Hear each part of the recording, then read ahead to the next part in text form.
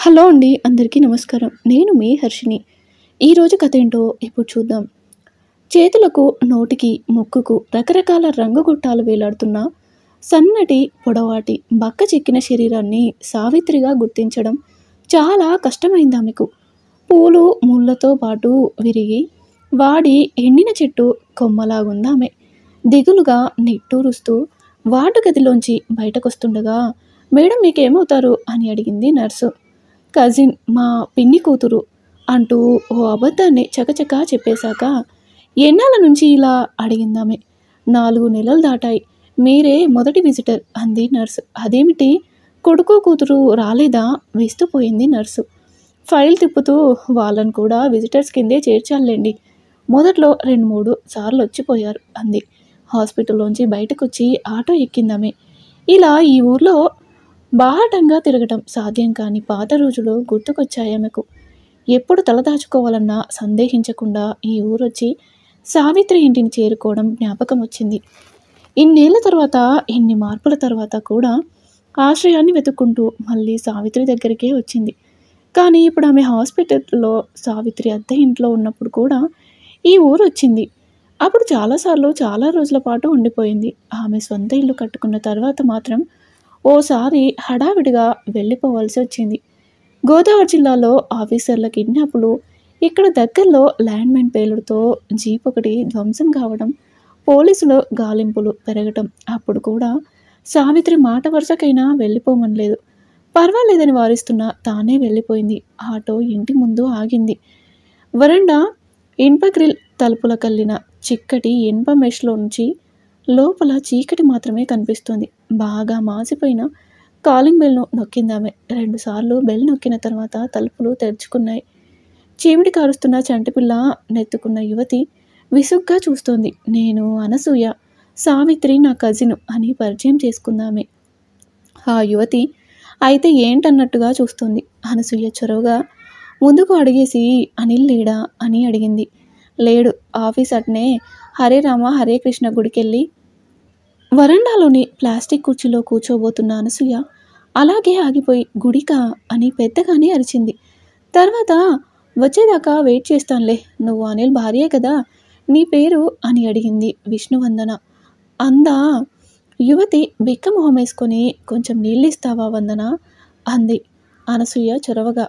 వరండా గోడపైన పెద్ద వెంకటేశ్వరుడి ఫోటోకు ప్లాస్టిక్ పూలమాల వేలాడుతోంది. అక్కడొకప్పుడు కారల్ మార్క్స్ ఫోటో ఉండేదని అనసూయకు జ్ఞాపకం వచ్చింది. రాగి గ్లాస్తో నీళ్లు తీసుకొచ్చింది వందన. అనిల్ రావటం లేట్ అవుతుందేమో, ఈలోగా కప్పు కాఫీ అంది అనసూయ. మా ఇంట్లో కాఫీ పొడి ఉండదు, పాలు లేకపోతే హార్లిక్స్. ఇదే ఇంట్లో ఒకప్పుడు ఫిల్టర్లో కాఫీ డికాషన్ 24 గంటలు సిద్ధంగా ఉండేది అనుకుంది అనసూయ. హార్లిక్సే బెటర్ అంది కాలాన్ని గడిపే మిషు కోసం వెతుక్కుంటూ. రాగం తీస్తున్న పాపాయితో పాటు వందన లోపలికెళ్ళింది. కాసేపు అయ్యాక పైకి లేచి విసుగ్గా ఒళ్ళు విరుచుకొని హాల్లోకి తొంగి చూసింది అనసూయ. ఎప్పుడో సావిత్రి కొనుక్కొచ్చిన వేసిన ఫ్రేమ్ కుర్చీలు, ఫ్రేమ్ సోఫా అలాగే ఉన్నాయి. ఓవైపు గోడపైన ఫోటోలో కృష్ణుడు అర్జునుడికి భగవద్గీత బోధిస్తున్నాడు. మరోవైపు గోడకు వేలాడుతున్న పటంలో మీసాల దేవుడు కోపంగా చూస్తున్నాడు. హాల్లో పిల్లల బొమ్మలు చిందరవందరగా పడి ఉన్నాయి. ఒకప్పుడు శుభ్రంగా తీర్చిదిద్దినట్టుండే హాలును మర్చిపోవడానికి ప్రయత్నిస్తూ లోపలికెళ్ళి సోఫాలో కూర్చుంది అనసూయ. టీపై పైనున్న పత్రికను యథాలాపంగా చూసి ఉలిక్కిపడింది. దేవుళ్ళ ఫోటోలే ఉన్న భక్తి పత్రికది. అలాంటి పత్రికలే టీపై పైన చాలా ఉన్నాయి. వంటగదిలోకి తొంగి చూడబోయి హాలు కటువైపు మూలలో పూజా మండపం ఒకటి కనిపించగానే ఆమె కలవరపడిపోయింది. మండపం లోపల కొన్ని చిన్న విగ్రహాలు, దేవుళ్ళ ఫోటోలు ఉన్నాయి. ఒకప్పుడు ఆ హాల్లో ఏంజిల్స్, లెనిన్ ఫోటోలు, అదే టీపై పైన అన్ని సాహిత్య పత్రికలతో పాటు సృజన, అరుణతారలు ఉండేవని గుర్తు చేసుకోకుండా ఉండలేకపోయిందామె. అనసూయకు హార్లిక్స్ గ్లాస్నిచ్చాక పాపాయిని హాల్లోనే ఉన్న చీర ఉయ్యాల్లో వేసి ఊపసాగింది వందన. ఊయల గొలుసులు చప్పుడుతో పాటు పాపాయి ఏడుపు కూడా ఆగిపోయాక పూజా మండపంలో దీపం వెలిగించి కర్పూర హారతిచ్చింది వందన. కర్పూరం వెలుగుతున్న హారతి పళ్ళాన్ని అనసూయ ముందుకు చాచింది వందన. ఏం చేయాలో తోచక అయోమయంగా పైకి లేచి, అంతలో ఏదో స్ఫురించినట్టుగా అన్యమనస్కంగానే హారతిని కళ్ళకద్దుకుంది అనసూయ. వందన ముఖంలో చిన్న నవ్వొకటి మెరిసి మాయమైనట్టుగా తోచగానే రోజూ పూజ చేస్తావా అని అడిగింది ఆమె. వందన తలూపుతూ తెల్లారి సాయంత్రము మీ అమ్మ వాళ్ళ ఇంట్లో నేర్చుకున్నావా? ఈసారి వందన తల అడ్డంగా ఊపి మా యజమానుడు నేర్పించిందే అంది. అనసూయ ఉలిక్కిపడి యజమానుడా? వాడెవడు? వందన అదోలా కళ్ళు చికిలించి యజమానుడంటే హస్బెండ్, మా వైపు భర్తను అట్లే అంటారు అంది. మీదే ఊరు? చిత్రదుర్గ, కర్ణాటక అంటూ వందన మళ్ళీ వంటగదికి వెళ్ళిపోయింది. లోపల నుంచి పాత్రల శబ్దం పెద్దగా వినబడసాగింది.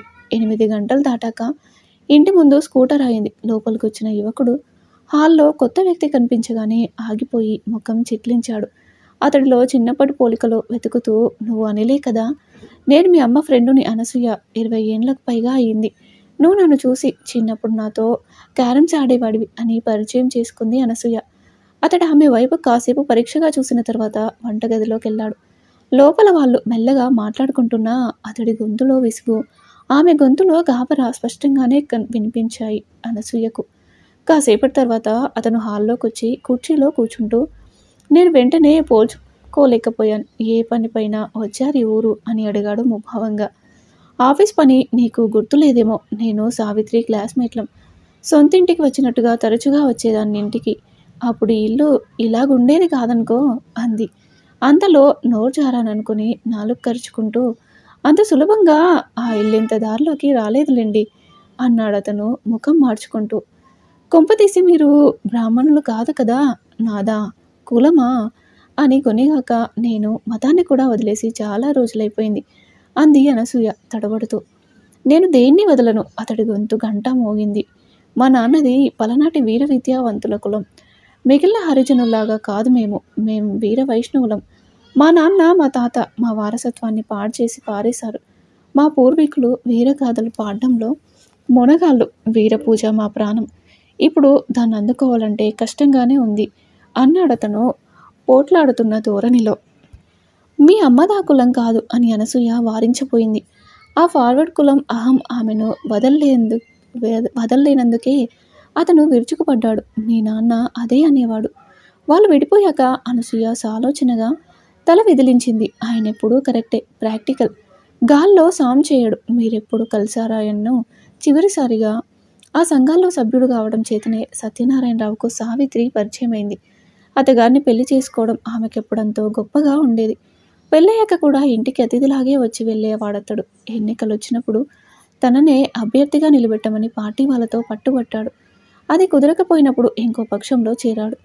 పదవులు దొరకలేదు కానీ రాజకీయాల్లో పడి లేచాడు. రెండో పెళ్లి చేసుకున్న తర్వాత సావిత్రిని పిల్లల్ని పట్టించుకోలేదు. మొదటి భార్యకు విడాకులు ఇవ్వకుండా ఇంకో పెళ్లి చేసుకోవడం లీగల్గా తప్పని కూడా సావిత్రిని ఎప్పుడూ అనలేదు. అతన్ని కేవలం పట్టించుకోవడం మానేసిందంతే. అటువంటి తండ్రి పైన అనిల్కున్న గౌరవాన్ని చూడగానే అనసూయ ఆశ్చర్యపడసాగింది. అనిత ఎక్కడుంది ఇప్పుడు అని మాట మార్చడానికి ప్రయత్నించింది. ముఖం తిప్పుకొని మీరే మాటల్లో దిగారు అంటూ అనిల్ పైకి లేచాడు. అనసూయ కంగారుగా పైకి లేచి ఈ వేళప్పుడు ఆటోలు దొరుకుతాయా ఇక్కడ అంది. ఒకప్పుడైతే శివారు కానీ ఇప్పుడు ఇది టౌన్ మధ్యలోకి వచ్చేసింది. అర్ధరాత్రి కూడా ఆటో దొరుకుతుంది అన్నాడతను వరండాలోకి నడుస్తూ. వరండాలోనే తన ఎయిర్ బ్యాగ్ తీసుకుని చకచకా ప్రహారీ దాటింది అనసూయ. వెనుక నుంచి అనిల్ చూపులు తనని ఇంకా గుచ్చుతున్నట్టుగా అనిపించడంతో మరింత వేగంగా అడుగులేసింది. 1/2 కిలోమీటర్ నడిచాక ఆటో ఎక్కి రైల్వే స్టేషన్కి వెళ్ళింది. ప్లాట్ఫామ్ పైన యాత్రికుల మధ్యలో పడుకుని నిద్రపోయింది. మర్నాడు స్టేషన్ బాత్రూంలోనే స్నానం చేసింది. ఓల్డేజ్ హోమ్కు ఫోన్ చేసి అనిత చిరునామా సంపాదించుకుంది. ఆటోలో ఆ ప్రాంతానికి వెళ్ళి 11 గంటల ప్రాంతంలో 5 అంతస్తుల గృహ సముదాయంలోని 4వ అంతస్తు ఫ్లాట్ ముందున్న కాలింగ్ బెల్ నొక్కింది. తలుపులు తెరిచిన యువతిని చూసి సారీ, నిద్ర లేపినట్టున్నాను. నేను అనసూయ, సావిత్రి బాల్య స్నేహితురాల్ని అంది. అనిత పక్కకు జరిగింది లోపలికి రమ్మన్నట్టుగా.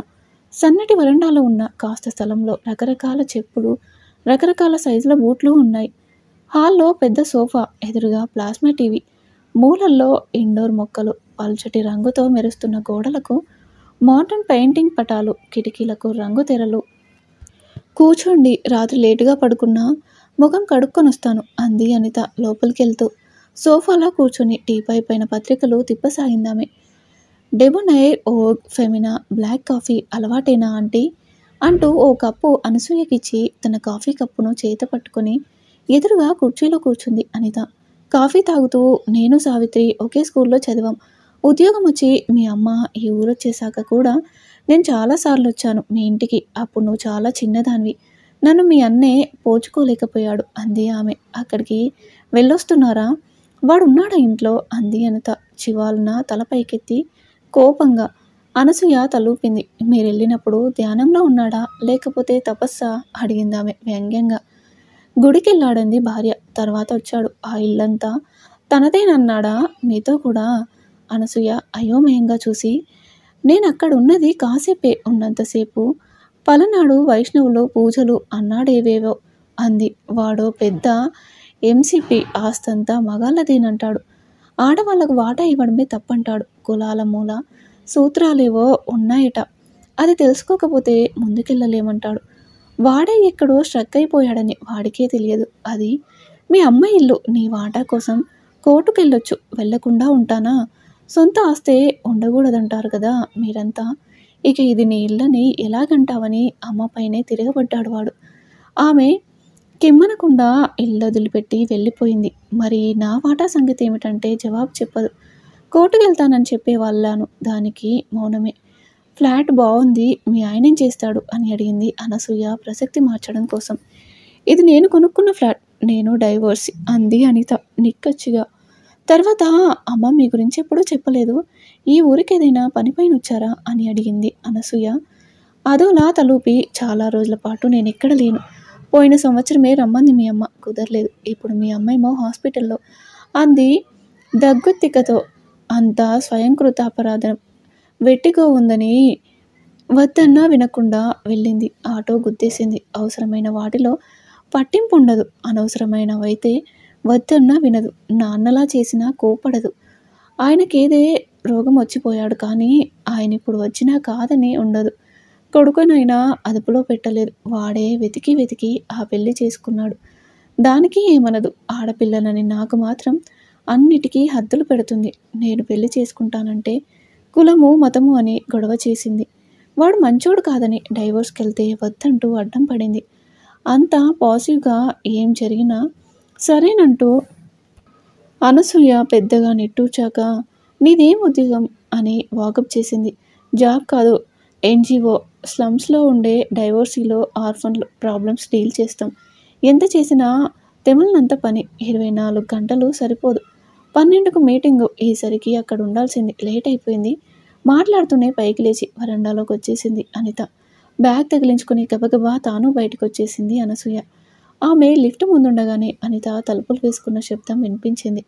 మధ్యాహ్నం హోటల్లో భోంచేసి బస్టాండ్లో కాసేపు విశ్రాంతి తీసుకుని సాయంకాలం మరేమీ తోచకపోవడంతో మళ్ళీ హాస్పిటల్కి వెళ్ళింది అనసూయ. వెయిటింగ్ రూమ్లో అనిల్, అనిత చెరోవైపు దూరంగా కనిపించగానే కంగారు పడుతూ ఎంక్వైరీకి పరిగెత్తింది. పాత నర్సు పలకరిస్తున్నట్టుగా, మేడం మధ్యాహ్నం స్పృహొచ్చి దొర్లినట్టుగా అనిపించింది. కొడుకు కూతురు పత్రాలతో పాటు పరిగెత్తుకొచ్చారు అంది. వార్డుగదిలో పడక పైనున్న సావిత్రి శరీరంలో అనసూయకి ఏమీ మార్పు కనిపించలేదు. అనసూయ నెమ్మదిగా అనిల్ పక్క కుర్చీలోకి వచ్చి కూర్చుని సావిత్రికి స్మారకం వస్తే ఇంటికి తీసుకెళ్తావా అని అడిగింది. అనిల్ ఆవిడకేసి తల కూడా తిప్పకుండా, ఇదివరకే బలవంతంగా తీసుకెళ్ళాను ఒకసారి. నేను నా భార్య బ్రహ్మముహూర్తంలో లేస్తాము, యోగా ధ్యానం చేస్తాం. పూజ 2 గంటలైనా ఉంటుంది. తాను ఆఫీస్కి వెళ్ళే రోజుల్లో కూడా 9 లోపల లేవలేదామె ఎప్పుడు. ఆమెకు మా డిసిప్లిన్కు కుదరలేదు. పారిపోయింది 2 రోజులకి అన్నాడు. కాసేపు ఆగి, అందరి తల్లుల లాంటిది కాదు మా అమ్మ. ఏం చదువుతున్నావు, తిన్నావా లేదా అని కూడా నన్నెప్పుడూ పట్టించుకోలేదు. వాటన్ లాగా అదేదో ఇష్టం లేని బాధ్యతగా అంటే ముట్టనట్టుగా అన్నాడు. కచ్చిగా 5 నిమిషాలు మౌనంగా ఉన్న తర్వాత, నువ్వు పుట్టినప్పుడు జరిగిన సంగతి అంది అనసూయ మెల్లగా. 6 నెలల దాకా సావిత్రికి సరిగ్గా నిద్ర పట్టేది కాదు. రాత్రి పగలు నిద్ర రాక దొర్లేది. పోస్ట్ మార్టం ఇన్సామ్నియా అన్నారు డాక్టర్లు. చాలామంది కల కానుపోయాక డిప్రెషను, యాంగ్జైటీ మామూలేనన్నారు. అప్పటికి మీ నాన్న రాకపోకలు తగ్గాయి. మీ అమ్మ కాఫీకి ఎంత అడిక్టో నీకు తెలిసే ఉండాలి. డాక్టర్లు కాఫీని పూర్తిగా రూల్ అవుట్ చేసేశారు. పడగదితో లైట్ ఉండకూడదన్నారు. బిడ్డ ఎప్పుడు నిద్రపోతే అప్పుడే నిద్రపోవాలని, బిడ్డ మేలుకున్నప్పుడే మేలుకోవాలని చెప్పారు. పడుకొని బ్రీతింగ్ ఎక్సర్సైజ్లు చేయమన్నారు.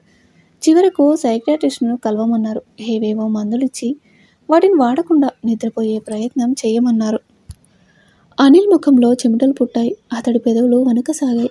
చాలాసేపటి తర్వాత గొంతు పగిల్చుకుని, నాకు తెలియదు, అమ్మ కూడా చెప్పలేదెప్పుడు అన్నాడు బొంగురుపోయిన గొంతుతో. తర్వాత నేను ఆ ప్రసక్తి తీసుకొస్తే అదంతా ఫిజికల్ సమస్యలేనంది సావిత్రి. అనిత పుట్టాక అలా జరగలేదు కూడా. ఇందులో సెంటిమెంటల్గా చూడాల్సిందేమీ లేదంది. అన్నాక పైకి లేచి తిరిగైనా చూడకుండా అనిత దగ్గరకొచ్చి కూర్చుంది. అనసూయ, బాండ్లో సంతకం చేయించుకునే వరకు కట్టు కదలంటున్నాడా వాడు అని అడిగింది.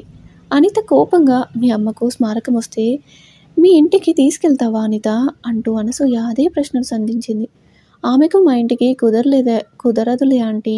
ఇల్లంటే తలదాచుకునే తావు మాత్రమే కాదు, వైబ్రెంట్గా ఉండాలి. ఫ్రెండ్స్, మీటింగ్లు, డిస్కషన్లు, హాట్గా ఉంటుంది మా ఇల్లు. ఎప్పుడు పెద్ద పెద్ద వాళ్ళంతా వస్తారు.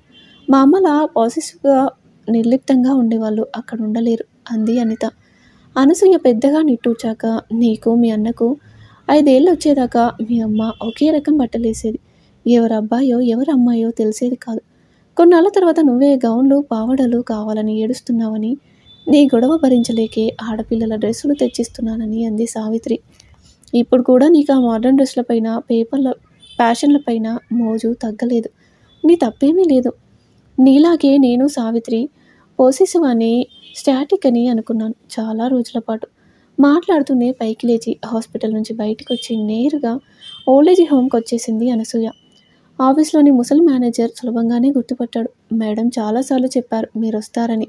మీకోసం చాలాసార్లు రూమ్ కూడా రిజర్వ్ చేశామప్పుడు అంటూ లెడ్జర్ పుస్తకం తెరిచి, మీ పిల్లల పేర్లు అడ్రస్లు చెప్పండి, తర్వాత అవసరం కావచ్చు రికార్డ్ చేసుకోవాలి అన్నాడు. నేను ఒంటరిని, ఎవరూ లేరు. పోనీ మీరు చేస్తున్న ఉద్యోగం ఆ అడ్రస్సు సావిత్రి చెప్పలేదా మీకు? 25 ఏళ్ళుగా పైగా బయట ప్రపంచంలో లేను నేను. 6 నెలల క్రితమే బయటకొచ్చాను జనజీవన స్రవంతిలోకి అంటూ ఏవేవో అన్నారందరూ. నా ఖర్చు కూడా తానే భరిస్తానన్నది సావిత్రి. ఇప్పుడు ఆమె కోమాలో ఉంది. ఇంకా పనిచేసే శక్తి ఉంది నాకు. ఇక్కడ మీరేం పని చెప్పినా చేస్తాను. ముసలాయన కాసేపు ఆలోచించాక, మీరు మేడం రూమ్కి వెళ్ళండి, నేను బోర్డుతో మాట్లాడొస్తాను అన్నాడు. చిన్న మంచం పరుపు పైన ఉతికిన శాల్వా, 2 దుప్పట్లు, తెల్లటి తలగడ, మూల చిన్న సూట్ కేసు. గది కూడా సావిత్రిలాగే నిరాడంబరంగా ఉంది. సూట్ కేసు లోపల 2-3 చీరలు, జాకెట్లు, మరికొన్ని బట్టలు, కమ్యూనిస్ట్ మేనిఫెస్టో, పాత పత్రిక ఒకటి, చిన్న దంతపు పెట్టె. చిన్నప్పటి నుంచి ఆ దంతపు పెట్టెను సావిత్రి అంత జాగ్రత్తగా దాచుకోవడం చూసి అనసూయ ఆశ్చర్యపడిపోయింది. పెట్టెను తెరిచి చూసింది అనసూయ. 2 పార్టీలకు విడవకుండా కడుతున్న సభ్యత్వ రసీదులు. పార్టీ 2గా చిల్లడం బాలేదు, మళ్ళీ కలిసి మరో మంచి మార్గంలో అని సావిత్రి అనడం అనసూయకు గుర్తుకొచ్చింది. పాతబడిన శుభ్రంగా ఉన్న ఆ గదిని ప్రేమగా, గౌరవంగా కలయి చూసింది అనసూయ. ఇంతటితో ఈరోజు కథ సమాప్తం. దీనిపై మీ అభిప్రాయం తెలియచేయండి.